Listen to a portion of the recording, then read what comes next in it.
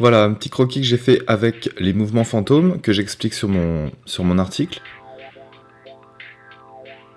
Donc vous répétez le mouvement plusieurs fois au-dessus de la feuille, surtout s'il s'agit de grandes courbes, avant de réaliser le mouvement.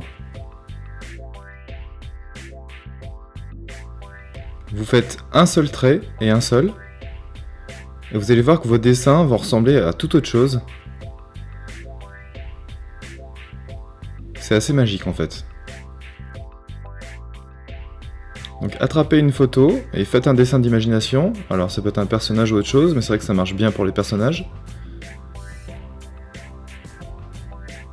Et lâchez votre bras, faites partir le mouvement de l'épaule, si possible. Et pour ça, il va falloir que vous dessiniez sur un format plus grand que ce que vous faites d'habitude. J'imagine que vous dessinez sur du A4 en général. Donc là, je dessine sur du A3. Mais ça peut être du A4, pas de problème.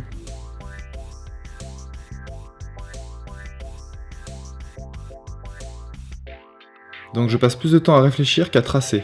Et c'est vraiment important. Et c'est le succès de cette technique, c'est vraiment ça, c'est de réfléchir.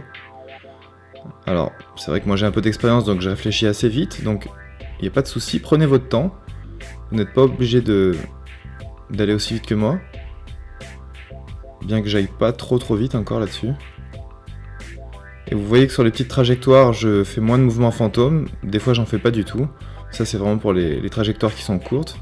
Mais pour les très grandes trajectoires, pour les très grandes courbes de contour, j'hésite pas une seconde. Je répète le mouvement, j'apprends à mon cerveau à faire le mouvement correct, et je trace ce que j'ai à tracer.